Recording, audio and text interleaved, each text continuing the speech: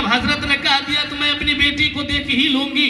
अब जाती है, बाज़ाब्ता ऐशा की नमाज पढ़ती है। ऐशा की नमाज पढ़ने के बाद 4 रकात नमाज़े नफिल पढ़ती है और 4 रकात नमाज़े नफिल पढ़ने के बाद अपने बिस्तर पर लेट जाती है और लेटकर गुंबदे खजरा की तरफ लौ लगाकर दरूद पाक पढ़ते पढ़ते सो जाती है। अब ख्वाब उसको आता है, ख्वाब में बेटी भी नजर आ जाती है। बोलिए सुभान अल्लाह। ख्वाब में बेटी भी नजर आ गई, लेकिन क्या देखती है, मेरी बेटी जब से कब्र में आई है तब से उसकी कब्र में अजाब हो रहा है। फरिश्ते उसको दुर्रे से मार रहे हैं और उचकरा रही है, चिल्ला रही है। और जब माँ अपनी बेटी को अज़ाबे कब्र में गिरफ्तार पाया, उसका दिल मग़मूम हो गया, उसकी आंखें अश्कबार हो गई। और जब बेदार होती है ख्वाब से तो क्या देखती है, मेरी आंखों से आंसू जारी है। अब तो दिल गमगीन हो गया है ना, अब तो चेहरा उदास हो गया है ना। तो मैं बड़ी तमन्ना लेकर आई थी, मैं बड़ी जुस्तजू लेकर आई थी कि मैं आज अपनी बेटी को ख्वाब में देखकर मेरा सीना बाग बाग हो जाएगा,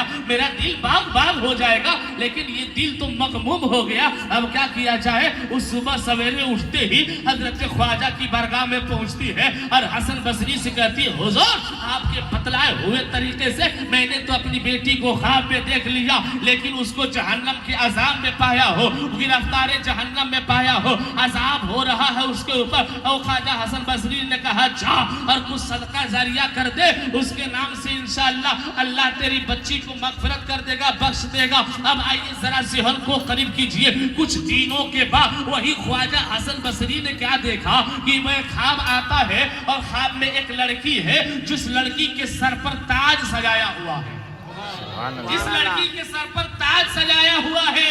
आप उसकी मरातिब को देखने के बाद आपने पूछा, ए बेटी तुम कौन हो और तुम्हारे ये मकाम कैसे हासिल हो गया। उस लड़की ने कहा, हुजूर आप मुझे नहीं पहचानते। कहा नहीं पहचानता हूँ। कहा मैं वही लड़की हूँ जिसकी तमन्ना मेरी माँ ने देखने के लिए किया था।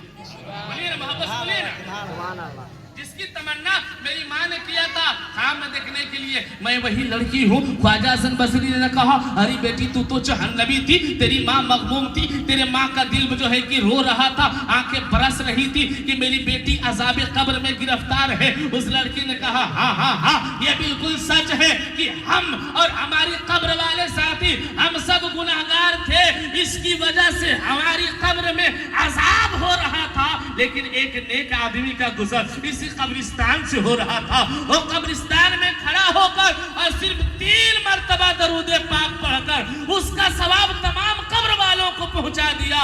उसी 3 मरतबा पढ़ने की दरूद की एवज में अल्लाह की रहमत झूम जाती है और हम लोगों के गुनाहों को माफ करके अज़ाबे कब्र से छुटकारा भी दे देता है और जन्नत का परवाना दे दिया है। तो आपने मुलाहिजा किया, आपने देख लिया कि 3 मरतबा दरूद पाक पढ़ने से एक आदमी नहीं, एक लड़की नहीं, बल्कि उस लड़की के बाद रवायतों में यह जिक्र मिलता है कि वो लड़की और लड़की के साथ 40 कब्र वाले उस 3 मरतबा दरूद पाक पढ़ने के एवज में वो 40 के कब्र से अजाब दूर हो जाता है। तो हम तो गुलामे रसूल है, हम तो गुलामे मुस्तफ़ा है। अगर हम भी दरूद पाक का रिवाज बना लेंगे, पढ़ना तरीका बना लेंगे और ये सोचेंगे कि ना ना ना हमारा काम छूटता है तो छूट जाए, लेकिन मुस्तफ़ा पर दरूद पाक पढ़ना ना हम भूले, तो बरादरान मिल्लत इस्लामिया यकीनन आपकी जिंदगी में 4 चांद लग जाएगा और यकीनन आप कामयाब कमरान हो जाएंगे। आइए मैं अपनी बात को आगे बढ़ाऊं। बरादरान मिल्लत इस्लामिया, आज की महफिल माँ